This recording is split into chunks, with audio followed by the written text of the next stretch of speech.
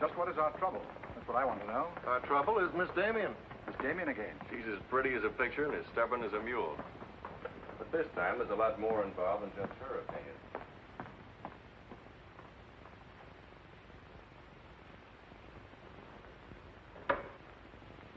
Come in, Miss Damian. We were just ripping you up the back a little bit. So I gathered. There's nothing personal. It's about Mr. Courtland. Courtland? Oh, yes. He runs a jewelry store. He owns Courtland and Company. London, Paris, Fifth Avenue. You may remember him as one of our biggest advertisers. Oh, what Shirley wants to say... I know what Shirley wants to say. I always know what Shirley wants to say. He wants to know why I killed the art layout on Mr. Courtland's famous jewels.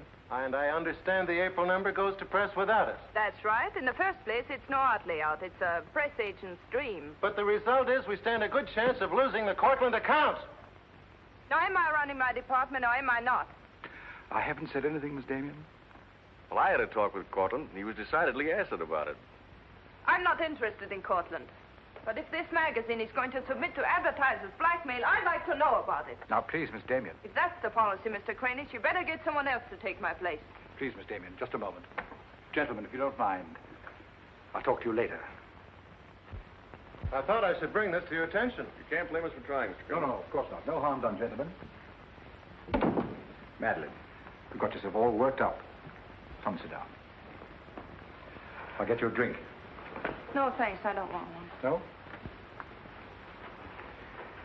What is this private blackmail of yours? Threatening to quit in order to win an argument. Oh, I'd just as soon quit. I mean it. Now, tell me, what's happened? You're all wound up. What's bothering Oh, you? nothing's bothering me. You know I don't want you to quit. I won't go into my personal feelings, but you are the best art editor we've ever had. How's the insomnia? Oh, I found some new sleeping pills. Red ones this time. Red pills to put you to sleep. White pills to wake you up. Doesn't sound very sensible, my dear. What are you doing this evening? Dining with Freddie Fancher. Oh, Freddie again. Oh, I couldn't get out of it, Victor. We're using some of his drawings next month. But it'll be the last time, I promise. Madeleine, you're a bundle of lies. A very lovely bundle. Beautifully tied together. I'm trying to be honest, but you won't believe me, will you? No, my dear. Because I don't really think you believe yourself.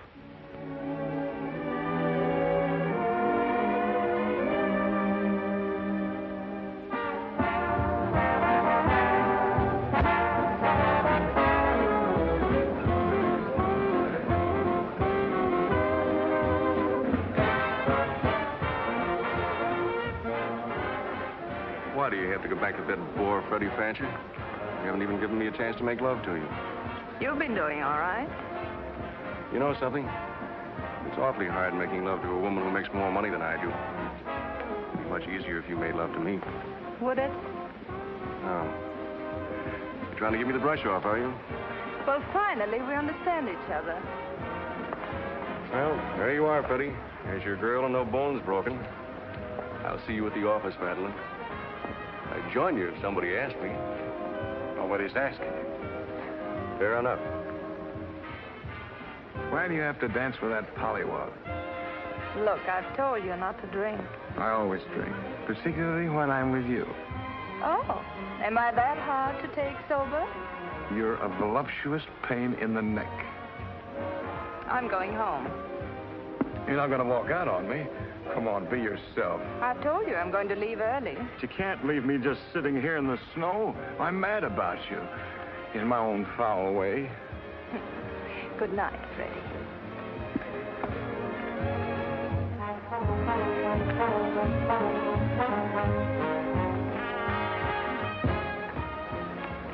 Any chance of getting a cab, Jim? I'll try, Miss Damian. Oh, Miss Damian, here's someone I know you're anxious to meet. Mr. Felix Courtland, one of our most prominent advertisers. How do you do, Miss Damian? How do you do? Mr. Garet is the soul of tact, don't you think? He's just been telling me all about you. Oh, I hope he wasn't that blunt. Oh, you needn't worry. I always form my own conclusions. Can I give you a lift anywhere? My car's just outside. No, thank you. They're getting me a cab. Oh, I'm very sorry.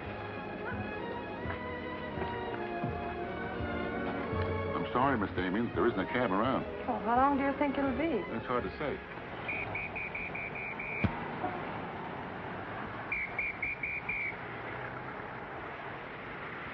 Are you sure you don't want a lift? Well, there doesn't seem to be any alternative. Good night, Mr. Garet. Good night, Mr. Courtland.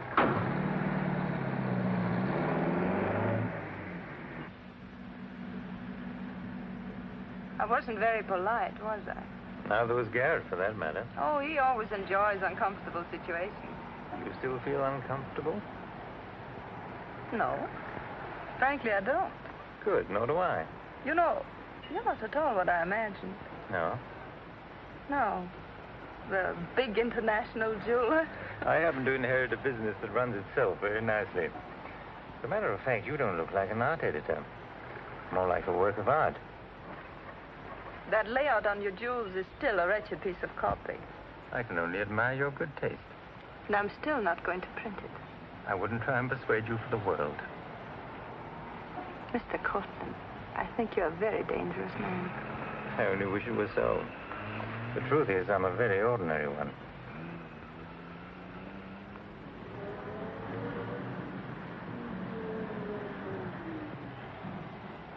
Oh, I'm sorry. I forgot to give you my address. It's my fault. I forgot to ask you. Won't you come in for a minute? No, I don't think so. Oh, but you really must see those jewels you've been insulting. They're much handsomer than the photographs. I'll need you in about 15 minutes.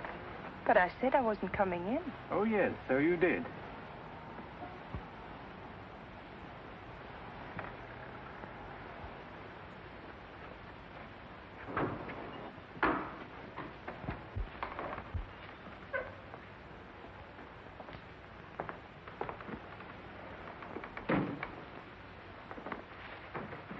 Let me take your wrap. Well, I'm only going to stay a minute, you know. Of course.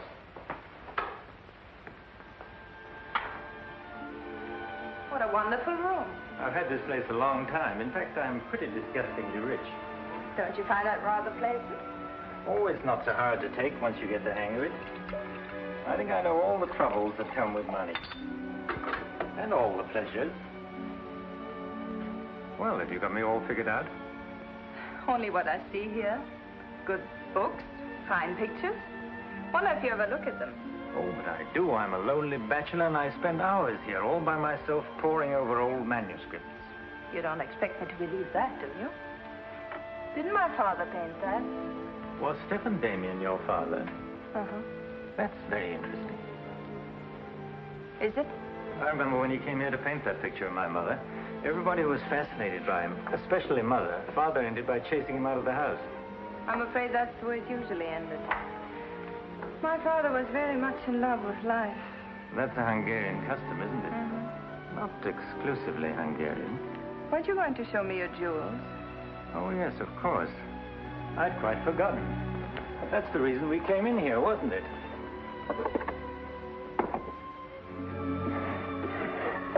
You ought to feel very flattered, Miss Damian. This safe is one of my darkest secrets. You really want to see those jewels? Not particularly. I can't tell a brilliant from a diamond. Not one person in 100 can. But then very few people are intelligent enough to admit it. Thank you. How about another drink? No, thanks.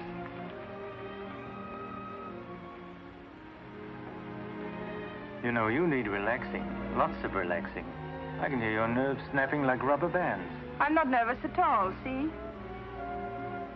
You're a very curious mixture.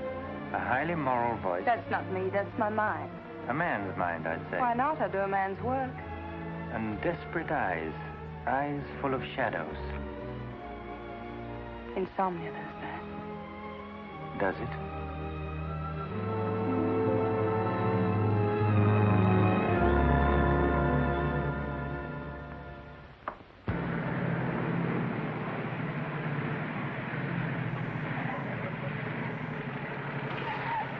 Anything doing? Not a thing.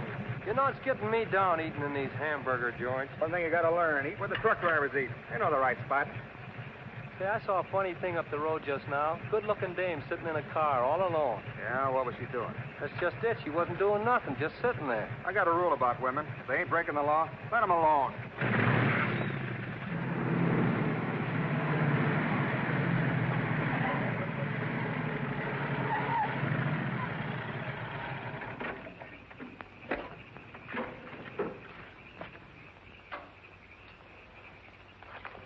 didn't mean to disturb you, miss. Just wanted to be sure everything was okay. Excuse me, lady, but are you sure you're all right?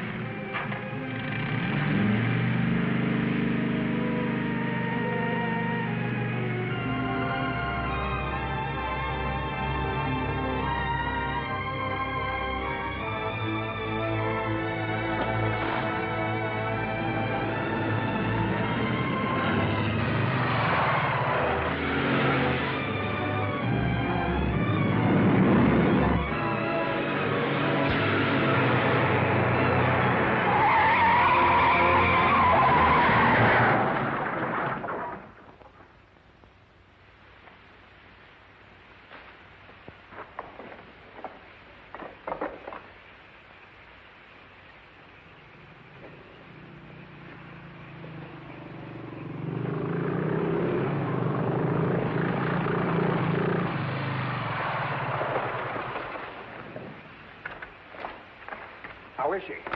Luckier than she deserves. I just checked on her up the road. She was acting kind of strange then. I'd better call that ambulance. I doubt if it's serious, and I'm as good a doctor as you'll find at this time of night. Let's take her inside.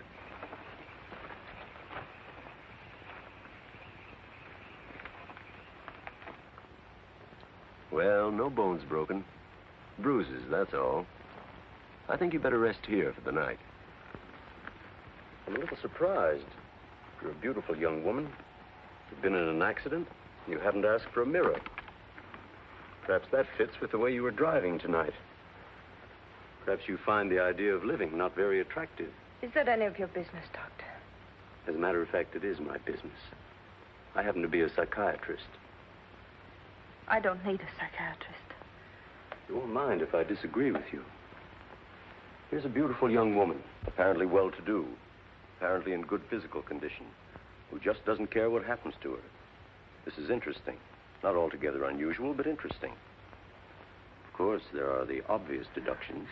It's my life, Doctor, and I prefer to run it myself. And you don't want anyone to see inside it. Perhaps you don't even want to take a look yourself. Many women haven't the courage to face themselves, so they look for escape in one excitement after another. Half my patients are like that. But I'm not one of your patients. If you tell me how much I owe you, I'll be going back to town now. Very well. I'll drive you to the station.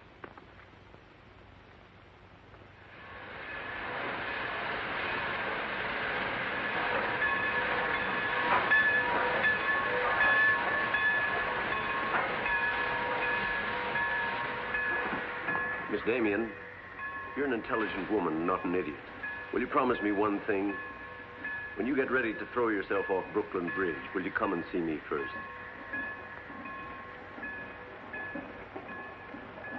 Goodbye, Doctor. Dean. Miss Damian, I'll give you her secretary. Miss Damian's office? No, Mr. Courtland, she's not here yet. Shall I have her call you? Yes, Mr. Courtland.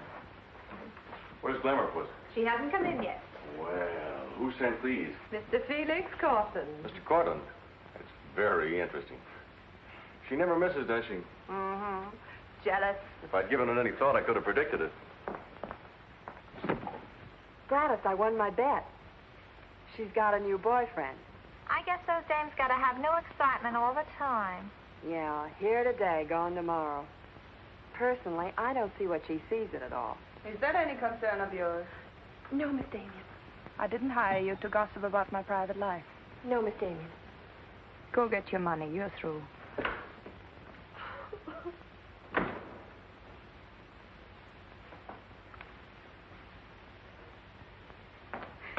Damian, come in yet? What's the matter, sweetheart? Miss Damian fired me. Fired you? What for? He heard me talking about Mr. Courtland. Courtland, eh? Don't you worry, baby. I'll fix that. Understand you fired June. That's right. What's the idea? I don't like people to gossip about me. You don't, eh? No, I don't. Well, it's pretty late to be thinking about a thing like that, and it's a rotten trick to take it out on your secretary. Get out of here. You don't think your life is a secret, do you? Boys were betting 8-5 this morning that the Courtland layout would be in the next issue. You're disgusting. Madeleine, why don't you get wise to yourself? Everybody else is. One romance after another. That's your whole life, and you adore it. Get out. You try to dress it up with pretty words, but you don't fool anybody. They know what you are, and you'll never change. Get out! You don't care because it's too much fun.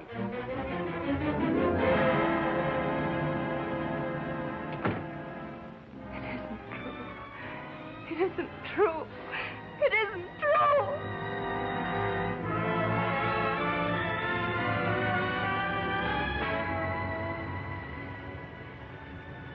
I'm a little surprised.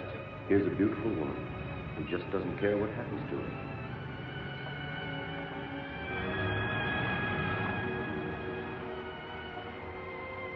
Many women haven't the courage to face themselves, so they look for escape in one excitement after another.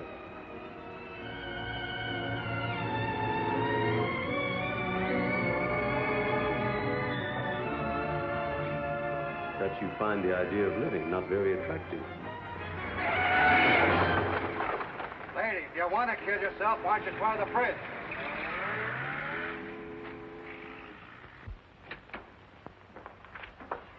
I'm glad I was right. An intelligent woman, not an idiot. Sit down here. That's it. Now, if you feel like talking, just go ahead and talk. You're afraid, aren't you? Well, it's our job to find out why. To explore the shadows and throw light on what we find there. Then you'll be able to see yourself clearly and face yourself honestly. When you can do that, you won't be afraid anymore.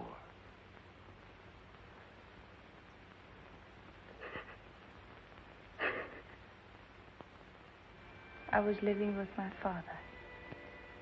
Mother had left him before we came to America. I was 10. And to me, the way he lived seemed romantic and wonderful.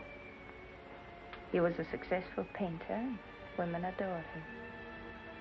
He went his own way and did what he pleased.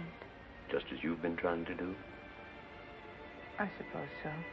But why? Did it make him so very happy? Oh, I was certain he was the happiest man in the world. Until he killed himself. Then you couldn't understand why he did it. You understand now? I think I do. Did you ever do any painting yourself?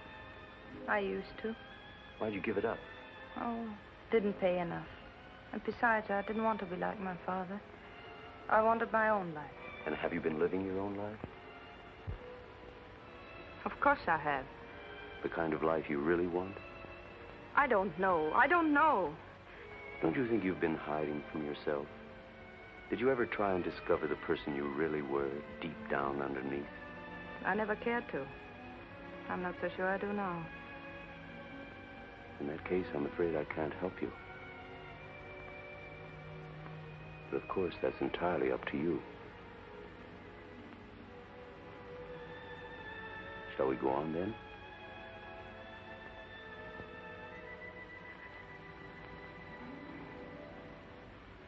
I was doing what I wanted to do. Paying my own way and making my own rules. Nobody was hurt. Nobody but yourself. And it didn't really make you happy, did it? Wasn't that because down underneath you knew there was something missing? Something important? I suppose so. That would worry you, wouldn't it? And then you would drug yourself with the excitement of more excitement. Oh, I know the pattern, Miss Damian. You're suffering from a disease of the times. A neurotic malady as commonplace as chronic alcoholism. Suppose for a moment that you were an alcoholic. They're much the same, you know. Unsure of themselves underneath and seeking reassurance from new excitement.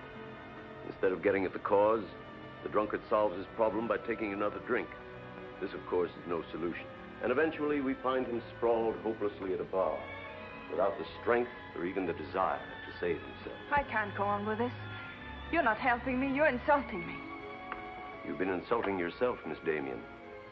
Insulting your body and insulting your soul. Your life hasn't been gay and glamorous at all. It's just been muddled and senseless. You know that now. And if you really want to change it, you can start right away. Now it's up to you.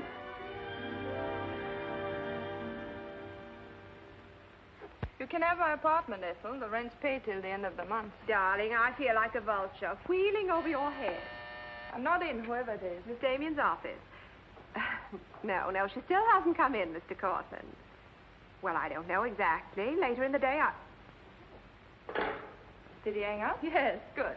Let me call him back, darling. You may be sorry later. Everything in this file returned without comment. This I would ask to see more of their work, and these you may be able to use. But you haven't given me your new address. I'm not giving it to anyone. Hello, Madeleine. Beautiful, would you mind popping out for a minute? That's just 60 seconds. You better talk fast. Madeleine, I'm on a jam. I've got to raise some money. I need about $5,000. What do you expect me to do about it? Well, I thought you might talk to Courtland. I'm sure he'd let you have it if you ask him nicely. You're really quite a rat, aren't you? Look, Madeleine, I'm in debt up to here. I only make $100 a week, and you know I can't live on that. $5,000 doesn't mean a thing to Courtland. You better get out of here before I lose my temper. You're forcing me to say things that I don't want to say, but if you're going to act cold and virtuous about it, you'll hear them. Suppose I tell Cranish. Tell him what? About Courtland. You know, you've got a very nice job here, but you won't have it very long if I tell Cranish. I don't want to tell him, but...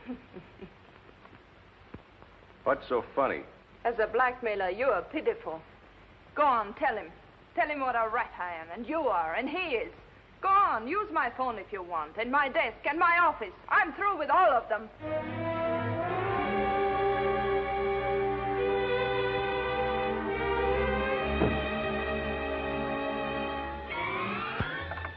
Boulevard Magazine. No, Miss Damian hasn't been back. Just a moment, please. I'm sorry, she doesn't work here anymore. You might try at her home. Waldorf Apartments. Waldorf Apartments? Miss Damian? Oh, no, she gave up her apartment. Why don't you try the post office? Dahlgren? Dalton? Damian. Care of Richard Caleb, 137 West 50th Street. Well, I've nothing to tell you except that Miss Damian has taken my advice as a doctor. She'd been living in an area of infection, and she's removed herself from it. I take it you consider me part of the general contamination. Now, you've come here for information, not diagnosis. I usually charge a fee for insulting people. I'm willing to pay for data of any kind. Yes, I gathered that. But I have nothing for sale. I suppose you're being very ethical, but I'd like to talk to Madeleine. In your presence, if you wish. Miss Damian is living under a different name in a different world. She told me to tell you, if you inquired, that she was busy growing a new soul. Now, would you please keep off the grass? Goodbye, Mr. Courtland. Bye, Doctor. Doesn't it ever worry you, playing the Almighty in this fashion? Not particularly. I'm used to it.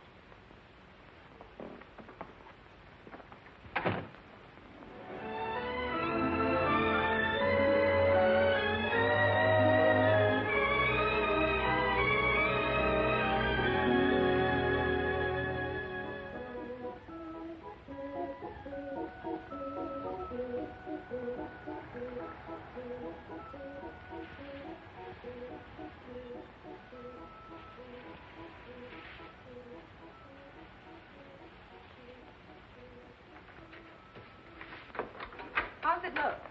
It's better than torn wallpaper. So you think I've talent, then? You'll do better after you get the hang of it. I only hope the new tenant will like it. Well, he seems awful particular. He's a floor walker at Macy's. Oh, well, you can always give it back to me. He'll never sell it, you know. Take my advice and try something more cheerful. You know, like flowers and butterflies. I'll do that. Thank you, Mrs. Geiger.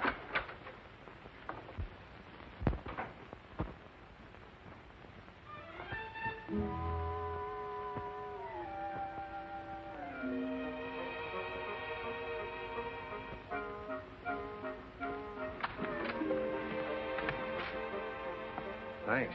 You saved my life. Is this yours? Yes. Mrs. Geiger would scalp me if she knew I kept mice in my room. Well, why do you keep mice in your room?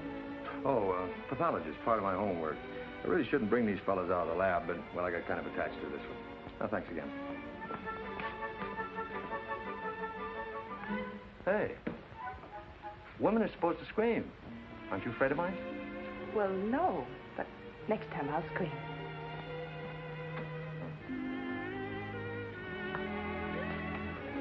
Good afternoon, Miss Green. Hello, how's the work going? Oh, all right. You got it.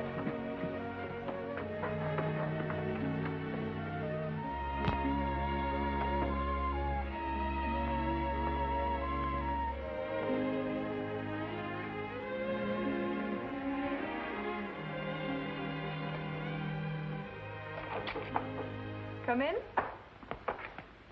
Hello. Hello. So you're an artist, aren't you? Well, I don't know. Oh, Mrs. Geiger said yesterday that you were. She's an authority if I ever saw one. I was wondering, could you do a job for me? Want your portrait painted? For me? Oh, no. No, nothing like that. I'm doing some research, and it has to be illustrated. Oh, what do you want me to draw? Nothing fancy, just blood cells and things. Sounds fascinating. Oh, it is, really. You see, it's a lot like...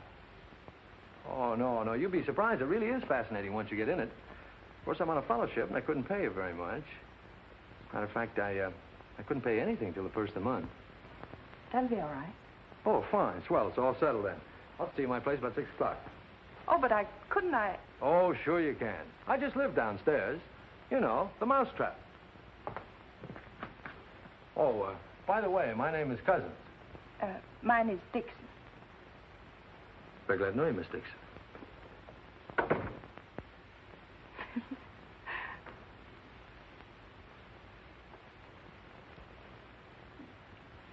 Just what am I drawing? Am I allowed to find out?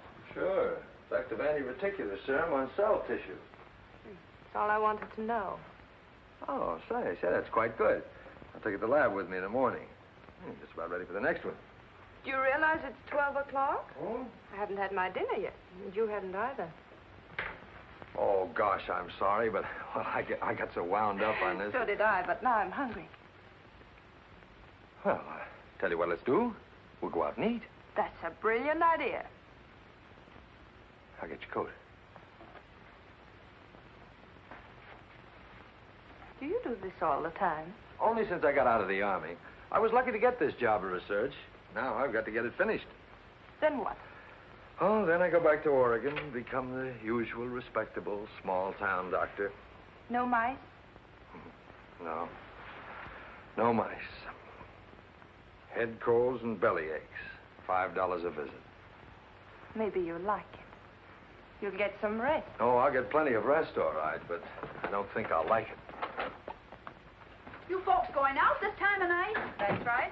We're meeting a few friends at the Busy Bee cafeteria. We don't want to miss the floor show. We'll have to hurry. See that he eats. He hasn't got any more sense than a goose. I'll feed him with a spoon. Got onto it first up in a little town in Germany while I was still in the Army. I met a couple of Russian medical officers who were working on anti-reticular, and well, they were pretty steamed up about it. Pie, sir? No, thanks. We got together the first night over a bottle of vodka. I remember the town was still burning. Well, maybe it was the vodka, but anyhow, we got to talking about anti-reticular, and, well, I guess I got pretty excited. You mean you speak Russian? Over a bottle of vodka, anybody speaks Russian. Care for some coffee? No, thanks, I've milk. Oh, one, please. At any rate, I promised myself that night that just as soon as the war was over, I was going to do a job of this. You haven't stopped to eat ever since. That's an error I'm just about to rectify. $1 even. There you are. Thank you. Thank you. You, sure you've got everything you want? Oh, yes, thanks. You know, I don't think you're much of a doctor. Do you call this a sensible diet? Pancakes and pickles? Well, scientifically, there's two kinds of diets. The kind that doctors prescribe and the stuff they eat themselves. Oh, but you're always in such a rush. You can't make scientific discoveries that way. Sure you can. Take Banning. He saw some flies nibbling at a piece of pancreas. Figured out that there must be sugar in, and 1 minute he had the idea for insulin. You know, you're a very lovely girl. You're not being very scientific, Doctor. Oh, but I am. It's the very heart of science. It's the truth. Let's talk about insulin. Insulin.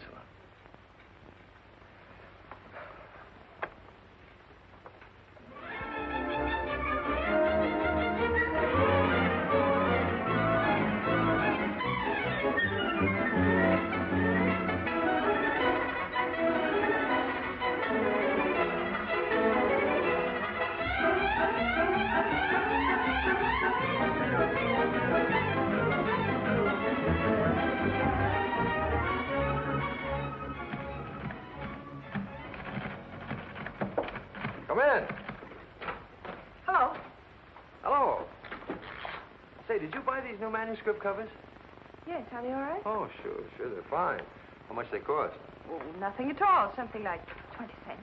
Oh, nothing at all, huh? You know you can buy a pair of good mice for 20 cents? David, I have some wonderful news. I just sold a picture. No fooling. Who bought it? The floor walker downstairs. He said it's almost as good as a photograph. Well, the man has great taste. Oh, I think it's wonderful. I'm proud of you. And I'm a little proud of myself, too. David Cousins on anti-reticular. Oh, David, it looks fine. It's important, isn't it? I mean, not just to you, but really important. Well, it won't cure all the ills of man or beast, but yes. Yes, I think it may be important. And I also think that I better hand it in before I start changing it again. Like to come along? Oh, could I? Well, sure. Why not? I think you've been drawing blood cells long enough. It's time now for you to meet one of them face to face.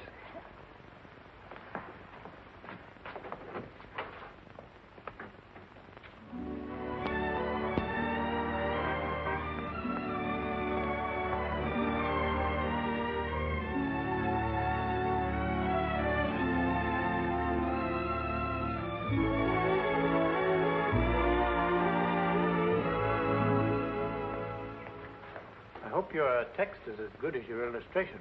I hope so, too, sir.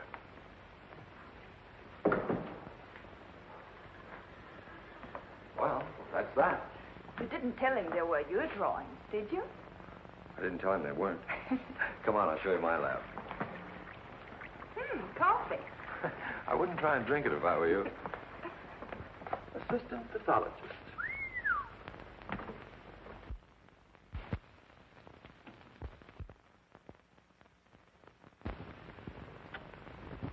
Well, this is me.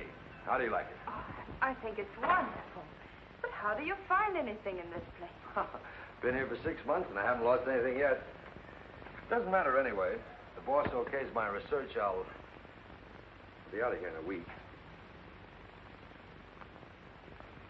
Back to Oregon? Yes, back to Oregon. All that way just to make a living. Is it as bad as all that? Oh, what's the use in kidding, Madeleine? I'm so much in love with you, I can't see straight. I haven't done any work in here for days. I just sit around waiting until I can see you. I know. Because that's just what I do. Wait to see you. Darling. Oh, darling, I never felt like this about anyone before. Tell me, when did you first know? Oh, when I first saw you, I think. Yeah, me too. I'll never forget you standing in that hall with a mouse in your hand. Only I didn't know then what was happening. I thought I had the flu. Will you marry me? Oh, David. Well, will you? We don't know each other. I mean, you don't know me. Oh, but I do. Of course I know you. Now, what do you want to know about me? David Cousins, M.D., University of Oregon, Captain Medical Corps Reserve, young, healthy, and very much in love. Will you marry me?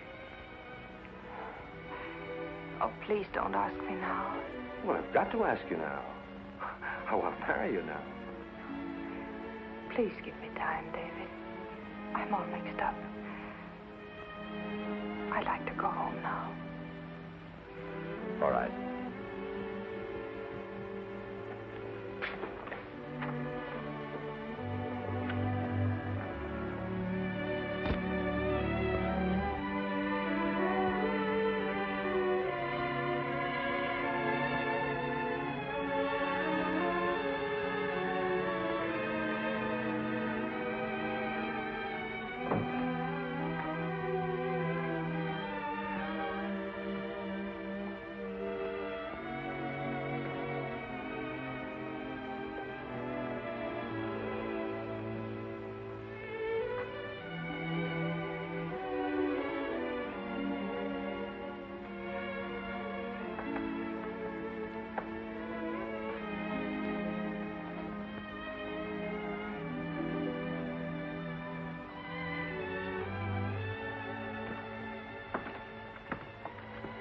Madeleine.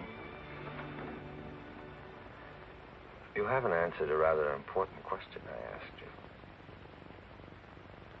I can't say no, because I wouldn't mean it. Darling.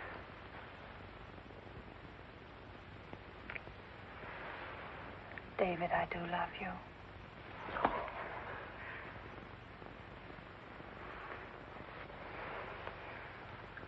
Good night, darling.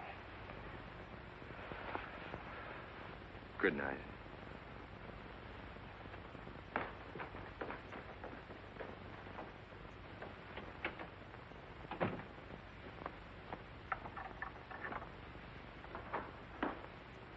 Hadn't you better close the door?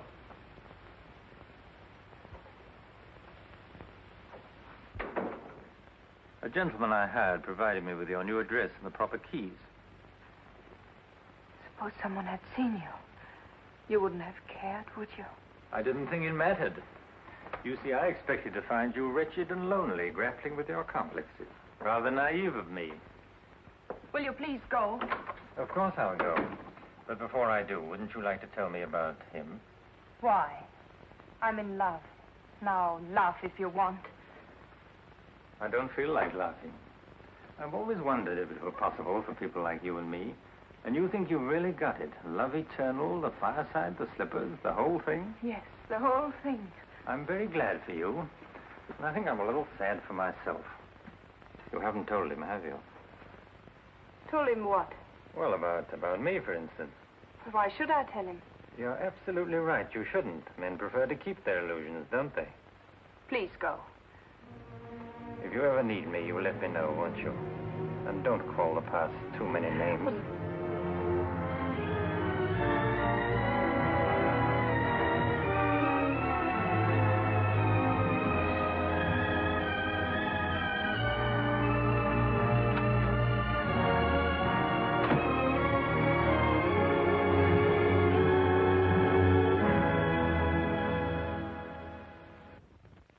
What you say. I'm going to marry him just as soon as it can be arranged.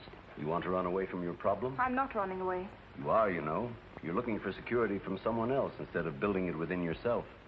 But I love him. I can't talk to you if you don't believe me. Falling in love doesn't cure everything overnight. What do you mean? Let's be honest. There's a side of you that hasn't fully changed. Isn't that true? That is true, isn't it?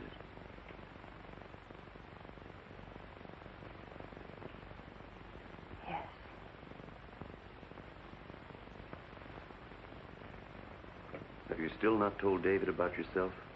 I couldn't tell him. You let him fall in love with an illusion, with someone who doesn't exist. I could never tell him. He might stop loving me. Isn't that a risk you'll have to take? You're being very careless about it. You can't build a lifetime relationship on a lie. If you're really in love, you'll tell him. With the others, it was different. But if you love him... Will you please stop saying if? How many times must I tell you I love him? But real love is a sharing. If you're strong enough to face this yourself, you're strong enough to face it with David. I can't do it. I can't risk the only happiness I've ever had. That's up to you, Miss Damian.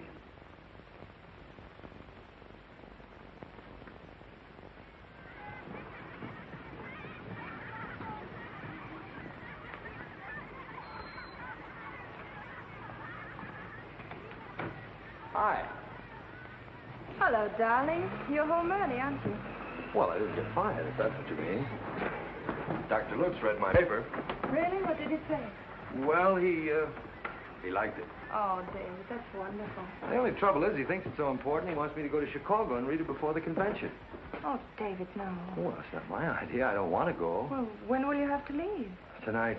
Got to catch the 8 o'clock plane. And when will you come back? Oh, I don't know. A few days. But I tell you what. As soon as I get back, let's get married. You can get a license in 3 days, and it only takes 15 minutes to get married. You still want to marry me, don't you? Oh, more than anything in the world.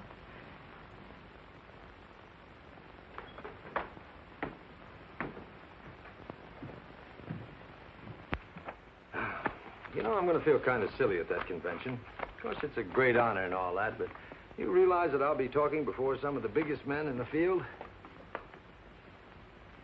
What's the matter, darling? Nothing. I was just thinking how I'd feel if you didn't love me. Oh, don't be silly. Not a chance. David, could you ever stop loving me? Oh, that's really a gruesome thought. Of course not. Even if there was a reason? The world is bothering you. Nothing. I just wanted to be sure. Sure about what? That you loved me and not an illusion you built up about me. Scientists can't believe in illusions. I believe in you.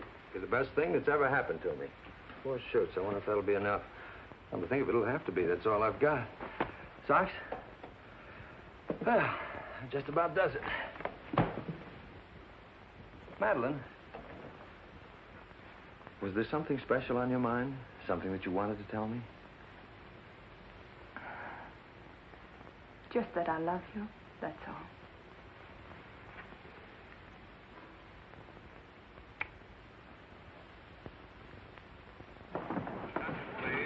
Flight 41 now loading at Gate 6 for Chicago. Passengers on Flight 41 for Chicago. Write me every day? Every day. Hope you miss me. Hope you suffer like a maniac. I will, I promise. Oh, gosh, I hate to leave you. You know, I'm going to be jealous. Jealous of what?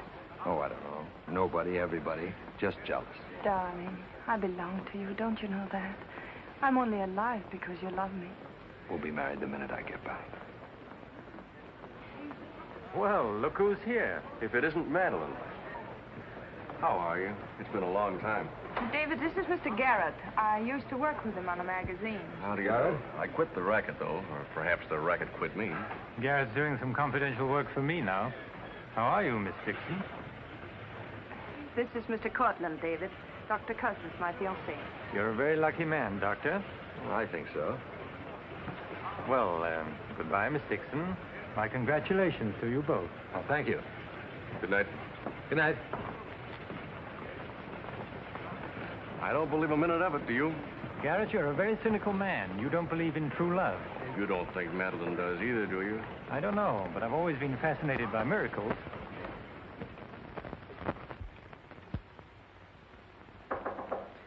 Come in. Telegram for you, Miss Dixon. I thought I'd bring it up myself. I thought it might be important. Bad news? He won't be back till Friday. That's men for you. You never can count on them. Oh, I forgot. A doctor somebody called you, said you were to call Miss Ethel Royce. She's been trying to get in touch with you. Friend of yours? Yes. I suppose you got your own reasons, but you ought to get out and see your friends instead of sitting in this room all day and all night. Thanks, Mrs. Geiger.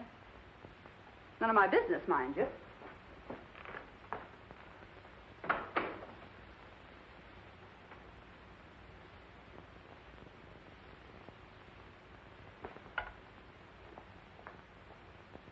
Ethel, this is Madeleine. Madeleine. Darling, but this is really a voice from the dead. I pestered that doctor of yours for hours. I just have to talk to you. Well, what about? Well, you remember that art supplement, the one you started? Well, I do need your help, dear. I'm in an awful mess. Sorry, dear. I'll never come into that office again as long as I live. Oh, but I wouldn't ask you to do that. Just meet me somewhere. It'll only take an hour, I promise. Well, if it's just the two of us. All right. I'll be there at 5. Oh, so relieved. We were really desperate. Wonderful. I'm just dying to see you. Bye, dear. She'll do it. Good. Wonderful thing, professional pride. It never dies. How'd you sound? Awful. What do you expect? Too bad. Victor, I don't want you to be there. Wouldn't think of spoiling your reunion, my dear. I don't trust Madeleine, doctor or no doctor. Nor you either, my sweet.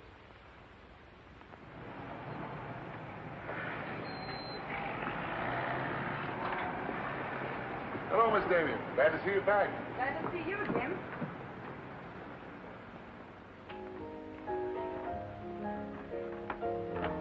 Hello, Luigi. Is Miss Royce here? She just came in, Miss Damian. We missed you, Miss Damian. Have you been away? No, but it's nice to be back just the same. Hello, Ethel. Darling, you look wonderful. A little pale, but so interesting. You know, I can't stay very long. I understand, dear. We'll get right to work. The usual, Miss Damian? Well, I don't know, Carl. You'd better. Wait till you see the mess I'm in with the supplement. All right, Carl. Darling, I'm just dying to hear what you've been up to. You must tell me everything. But there's nothing to tell. Come on, let's go to work.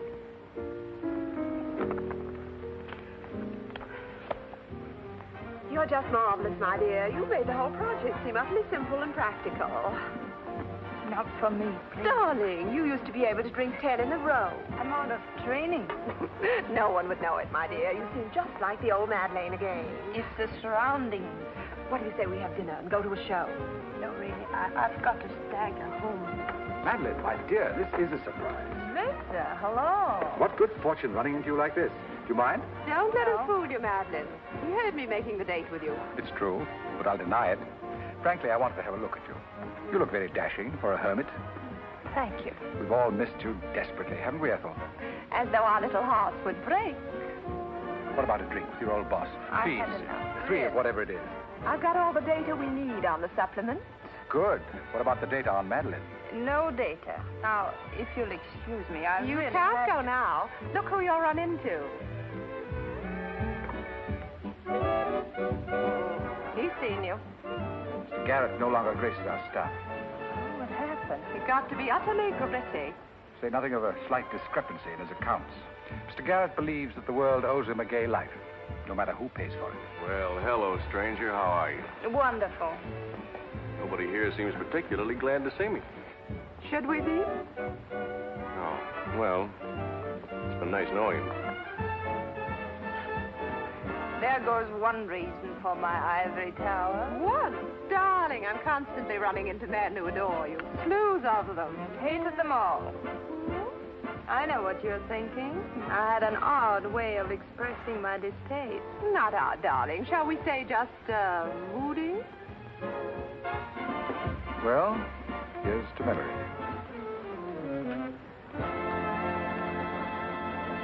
May I speak to Mr. Courtland, please? Just a moment, sir.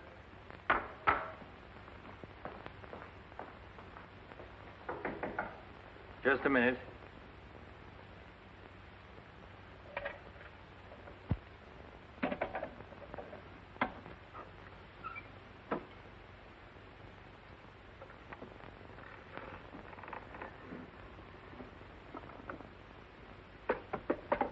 Come in.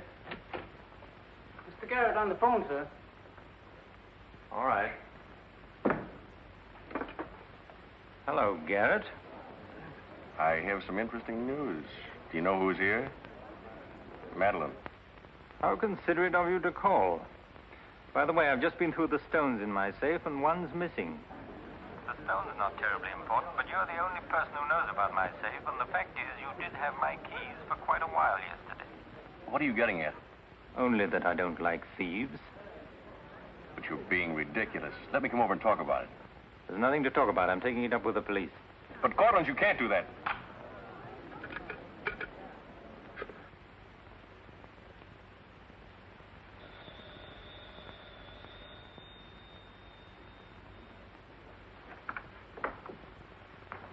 Mr. Garet again, sir. Tell him I've gone out. I'm sorry, Mr. Courtland has just left.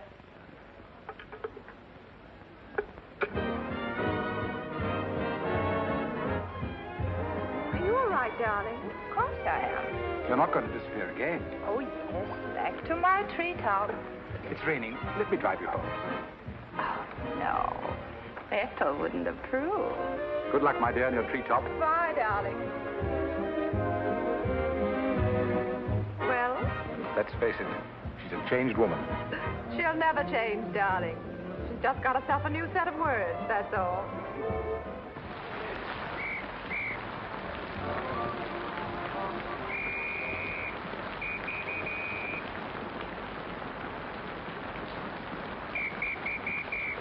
Madeleine.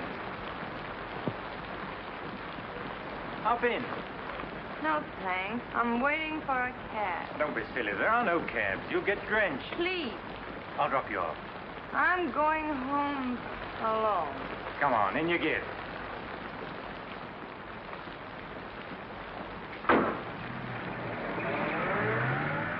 I hope you didn't get too wet. Your concern is touching. Quite a coincidence finding you in the rain. Is it? I can't lie to you, especially when there's no point to it. I was informed you were playing hooky. You're detestable. I'm really not detestable at all. I happen to be very fond of beauty, which shouldn't be a crime in your eyes. Please, no debates. I'm a little dizzy. A good dinner will soon take care of that. Why do you always hound me? You know I despise you and everything you stand for. There's always a chance I may be able to improve your opinion and your manners. I'm sleepy. You know you're very lovely. Please don't bother. I'm not listening.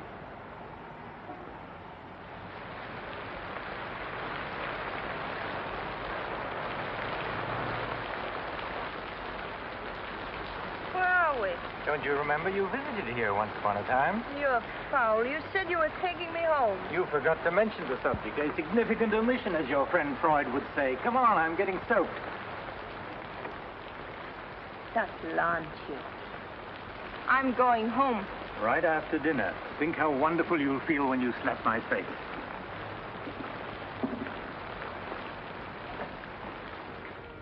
That'll take the chill out of your bones and maybe even your heart. Still cold? Oh, no. It's quite warm in here. Cigarette? Thanks. Very warm. Light? No, I'm not really detestable, am I? No. I am. Why? Because I ought to go home. In this rain? You mustn't even think of it. You see, you are detestable. And you've been very annoying for months. Madeleine, we belong together. You know that. No, I don't know that. Of course you do. We feel the same way about life. You're not making sense, Mr. Courtland. Why make sense? Doesn't this make more sense than talking and lying? No sense at all. Then what would you call it, darling? Stupid. Madeleine, you're wonderful. Stupid. You're sweeter than ever. I'd better see who it is.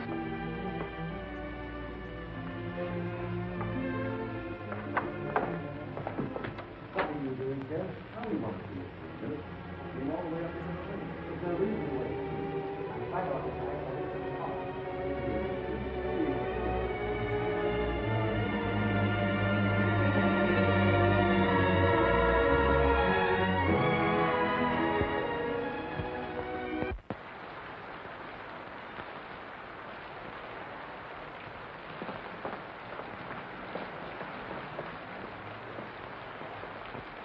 But I tell you, I'm going to raise the money. I'll pay you, honestly. I don't like dealing with thieves. That's a job for the police. You swear out a warrant, you'll never get a dime. Look, I didn't sell it. I just had to have some money temporarily. Here's the pawn ticket. I'm not interested in pawn tickets. Good night, But, Garet. Courtland, you've got to give me a chance. I said good night.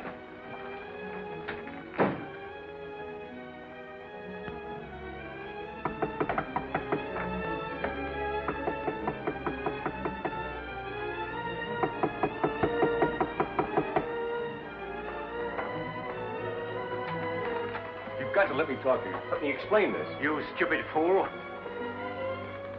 You'll have the stone back. I'll get it to you. I promise I will. All I need is a little more time, just a couple of weeks. What are you doing? Phoning the police. You can't do that. I'm not going to let you ruin me.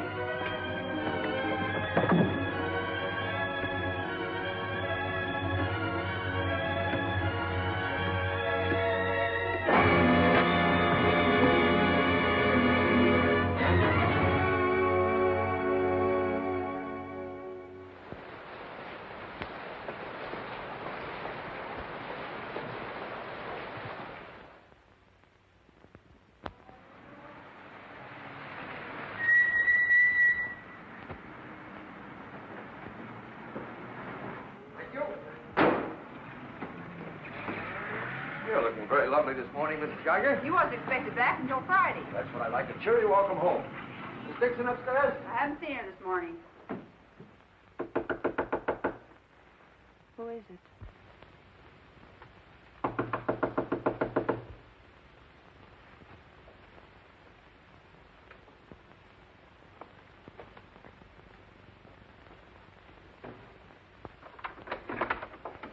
Hi.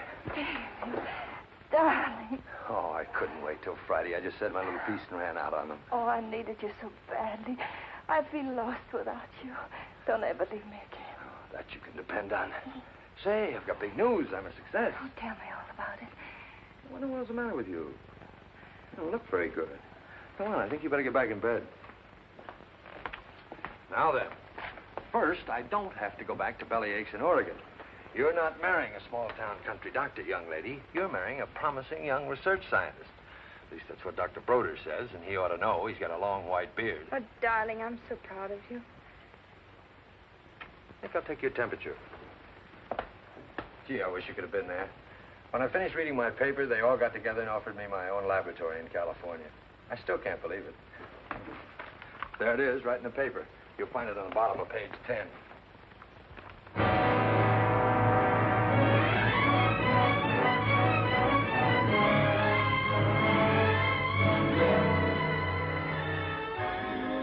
He makes you feel that you're really important. You know what he said to... Oh, Madeline, what's the matter? Oh, darling, you're cold as ice. You've got a chill. You stay right here. I'll be back in a minute. Oh, don't go. Don't leave me. I'll only be a second. I want to get a hot water bottle and some more blankets.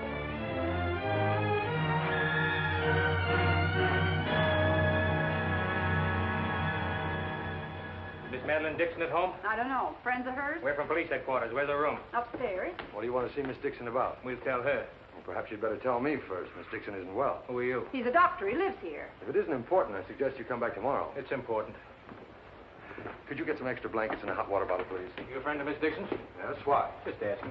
Well, what is it, an accident or something? I wouldn't call it an accident. Well, we should cut out this mystery and tell me what it's all about. Okay, Doc, take it easy. Madeline, these men are from the police. They want to We'll take over from here, Doc. I'm Sergeant Patelli. This is Sergeant Beitler.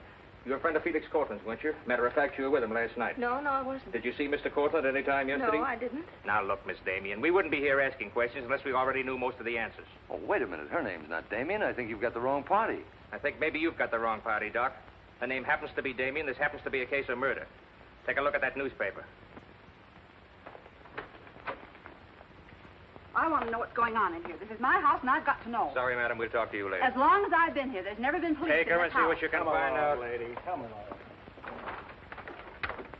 Now, Miss Damian, tell us what happened last night. What time did you leave Courtland's house? Oh, Dave. You and this guy, Courtland, were pretty sweet on each other, isn't that right? Oh, but it isn't. It isn't true. Now, according to the chauffeur, you got to Courtland's house at 6:45. What time did you leave? Oh, but I didn't go into the house. I met him by accident. David, don't look at me like that. How long have you known Miss Damian, Doc?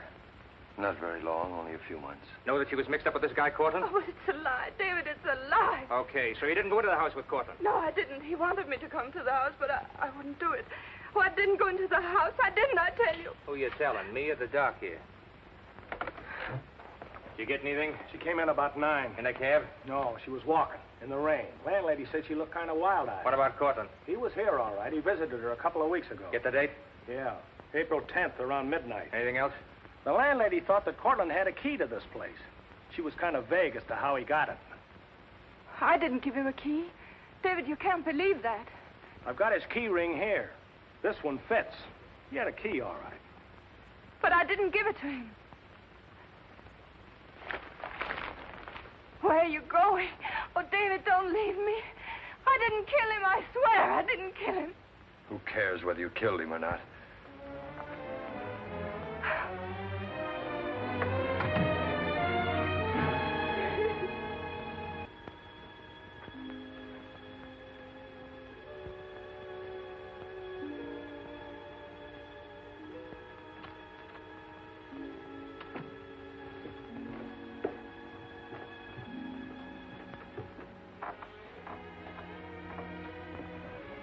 Could I see him for just a minute?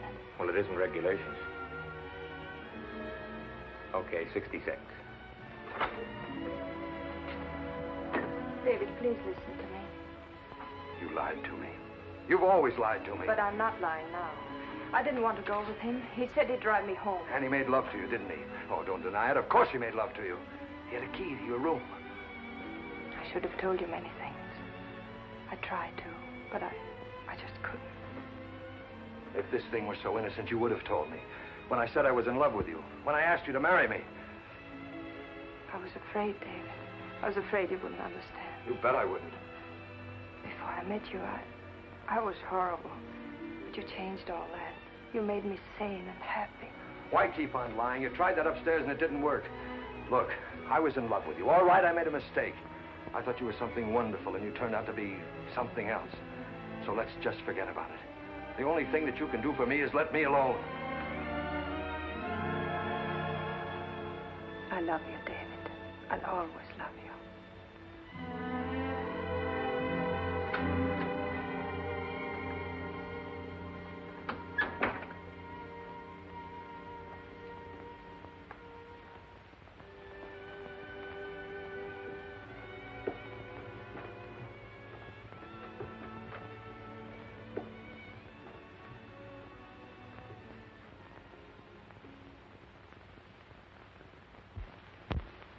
And so, ladies and gentlemen of the jury, the prosecution will prove beyond a shadow of a doubt that Madeleine Damian is guilty of the premeditated murder of Felix Courtland. We will prove that she was in his apartment the night he was murdered. We will prove that her fingerprints are on the table lighter with which he was murdered. And we will prove further that she had a motive for the murder. For after all, this is a very simple story. To one man, Dr. Cousins, she was a pure and noble woman. To the other, Felix Courtland, an irresponsible light of love. Too self-indulgent to be faithful to the man she wanted to marry. Too weak and lacking in character to break with Courtland. Her twisted soul was bent on a heartless deceit. To make one man believe what all others knew to be a lie. And when Courtland threatened to expose her, she went to his apartment to plead with him in the only way she knew. She embraced him. She made love to him. And when, in spite of that, he threatened to expose the lie that she was living, she silenced him forever. Ladies and gentlemen of the jury, the state asks you to find Madeleine Damian guilty. Guilty of murder in the first degree. On the night Mr. Courtland called on the defendant, did you let him into her apartment? I certainly did not. How did he get in then? He must have had a key of his own. The key of his own. Where was the defendant when he arrived? Out with the doctor, I suppose, pulling the wool over his eyes.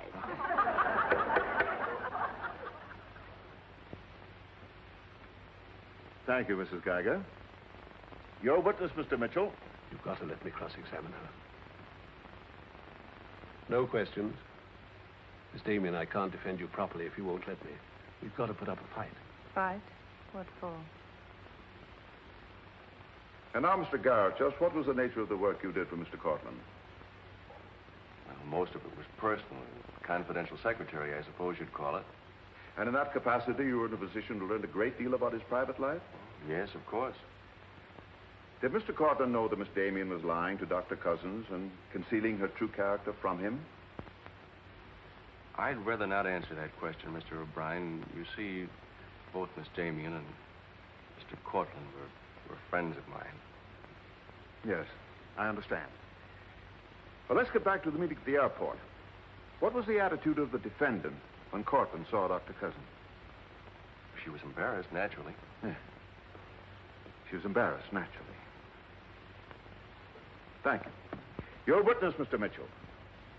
I've got to cross-examine. If I don't, we haven't a chance. Don't ask him anything.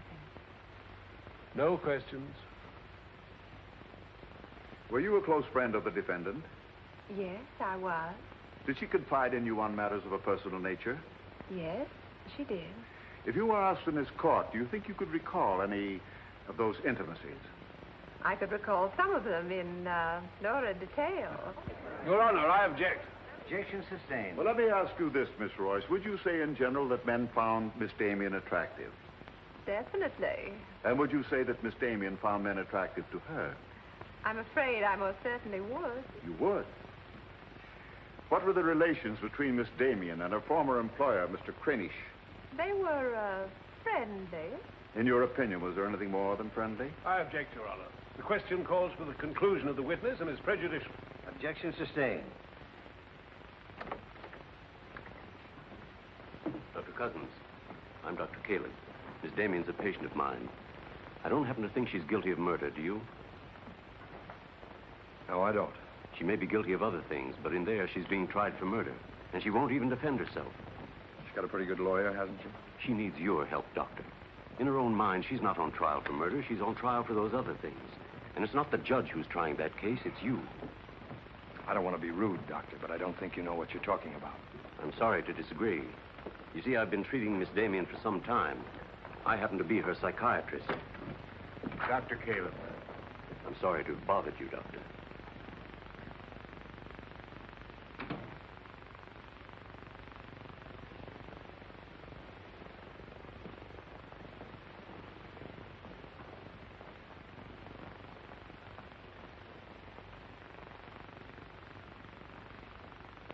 Your name, please?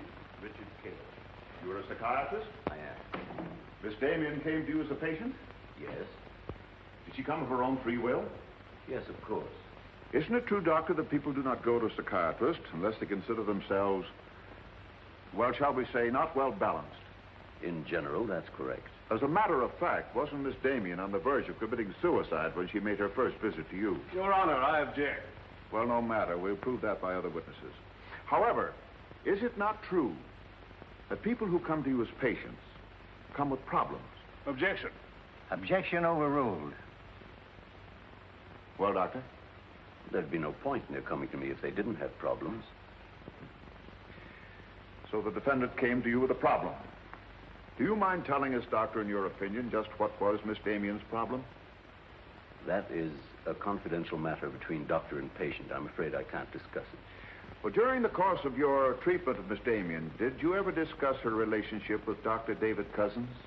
Yes, we did. Well, bearing in mind the fact that she's engaged to be married to Dr. Cousins, do you think she was as frank with him as she should have been? As a matter of fact, I urged her to tell him everything. And did she? Not to my knowledge. Well, why not, Doctor? Why didn't she? I'm afraid you'll have to ask Miss Damian about that. Did you ever meet Dr. Cousins?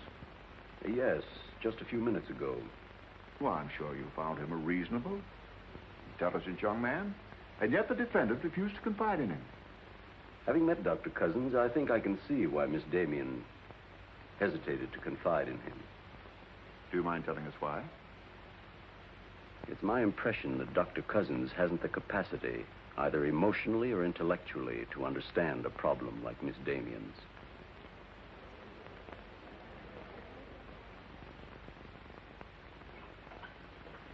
How's the trial going, Doctor?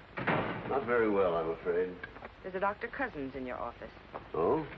He said you weren't expecting him. As a matter of fact, I was expecting him. Hello, Doctor. Sit down, relax. Tell me, is this a professional or a social call? Dr. Caleb, you said some pretty rough things about me this afternoon. Yes, I did, didn't I? I think I'm entitled to an explanation. So do I. As a matter of fact, I'm very glad you came over. I wanted to talk to you about Miss Damian. I'm not interested in Miss Damian. I'm glad to see you're still in love with her. And I'm not in love with her. All the better. Then we can approach the subject of Miss Damian as one scientist to another. You see, I'm interested in Miss Damian because she's a patient of mine. I believe I was well on the way to solving her problem. It would be most distressing to me if she were to die now for a crime she didn't commit. It would be as though you had lost one of your white mice, one that you had just inoculated. What's all this got to do with me? Only this, that when you testify tomorrow, you'll be asked to tell the truth. The whole truth. The whole truth about a human soul is a complicated proposition. Now, I'm not going to tell you anything about Miss Damian that you haven't already heard. But isn't it possible that you've picked up a few stray facts and added them up to a conclusion that's entirely wrong?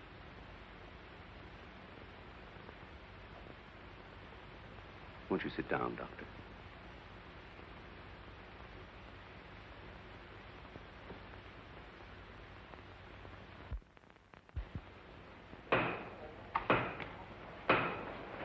Hear ye, hear ye, hear ye. The court is now in session.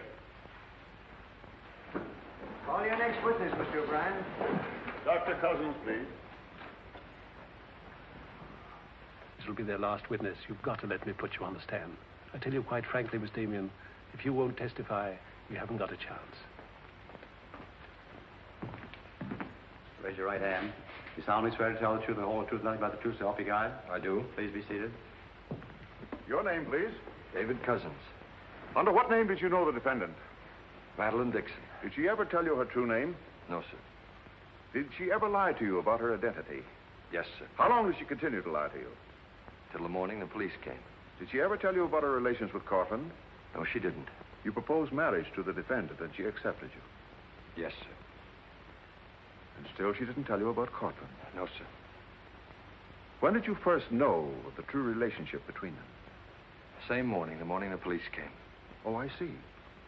Then from the moment you met her until the day she was taken into custody, you didn't know the truth about her character. I object, Your Honor. Mr. O'Brien, haven't you covered your point? Well, Your Honor, I'm merely trying to clarify for the jury the true nature of the defendant's motive. Proceed. Back. One more question, Dr. Cousins. If you had known the truth, would it have affected your love for the defendant?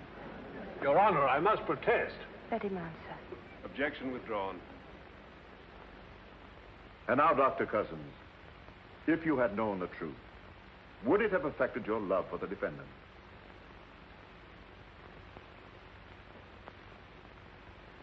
I was in love with Miss Damian then, and I'm in love with her now.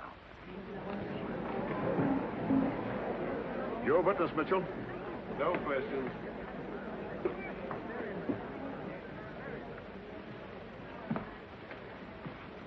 Did you really mean it? Yes, I really meant it. I can't believe it. Now will you let me put you on the stand?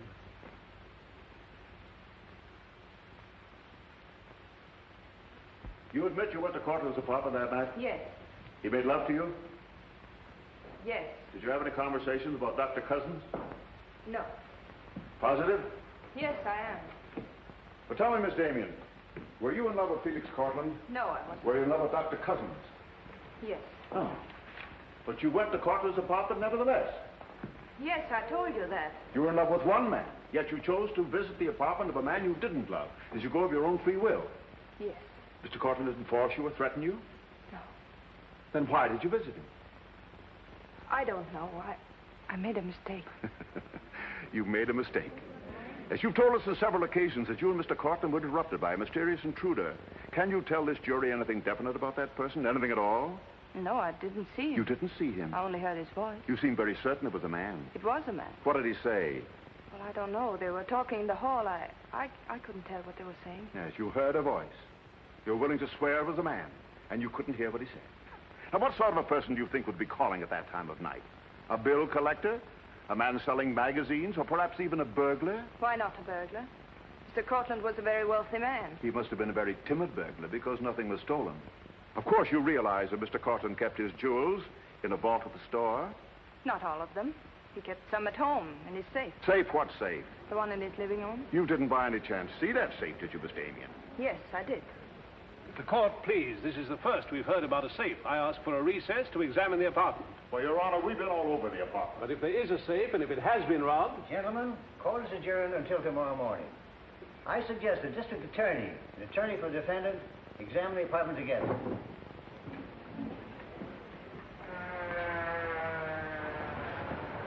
What about this safe, Mr. O'Brien? What safe? How about some pictures on the inside, Mr. O'Brien? You boys better wait outside.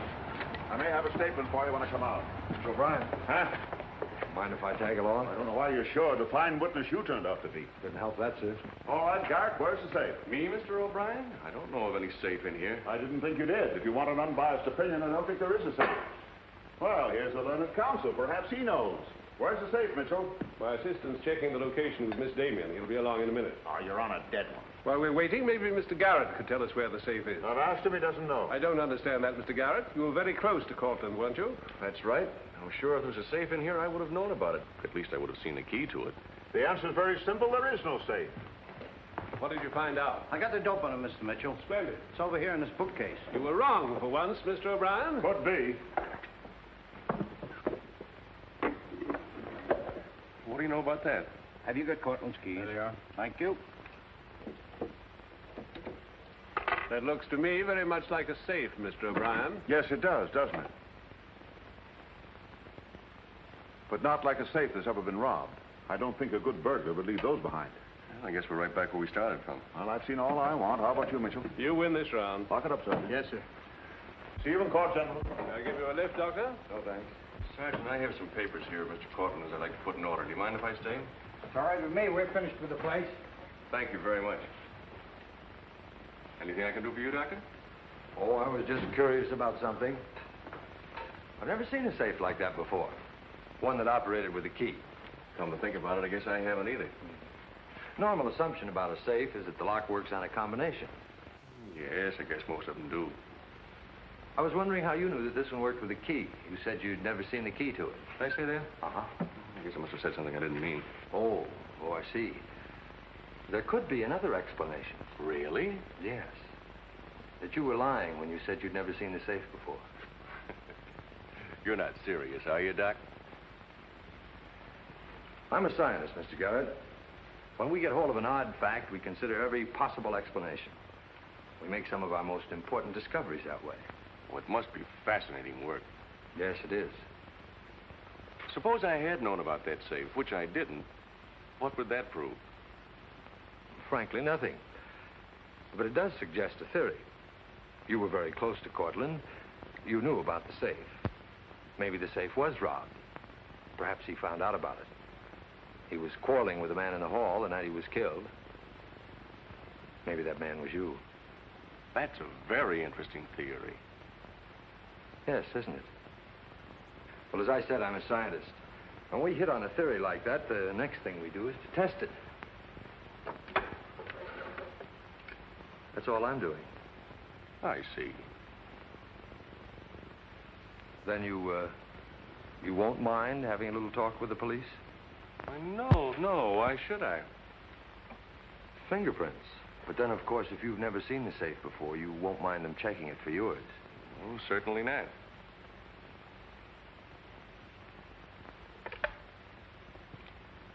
The number is Spring 73100.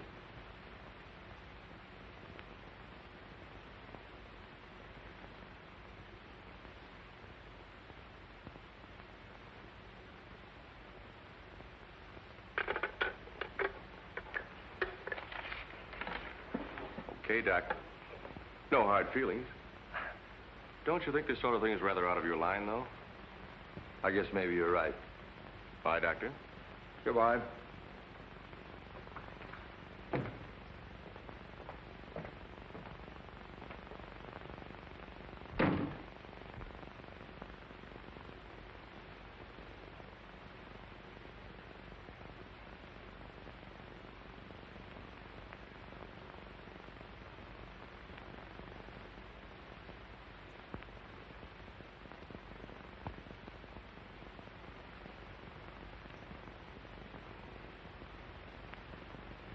Spring 73100, wasn't it, Mr. Garet?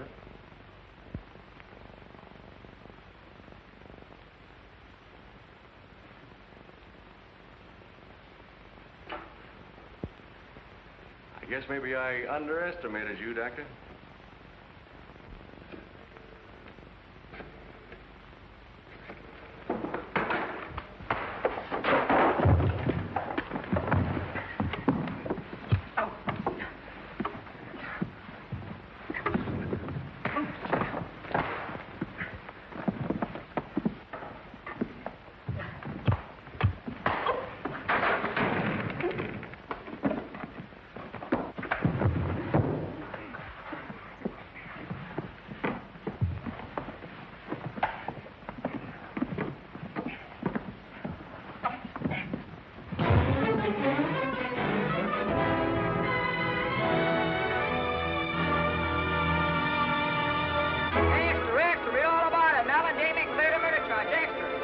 From the Associated Press newsroom. Bulletin.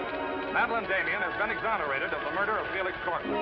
Full confession by an ex-employee, Jack Garet, is in the hands of the district attorney. It was a trial marked by many surprises. Notably, the beautiful defendant's startling disclosure of the jewel vault hidden in the apartment of the late diamond importer. The beautiful Madeleine Damian goes free, and Broadway is tipping its hat today to the young doctor who engaged the murderer in a battle royal. Miss Geiger, I've been looking for Miss Damian. Have you seen her? She's gone. She asked me to give you this. Gone? Well, where did she go? I couldn't get a word out of her, but I know she left the airport more than an hour ago.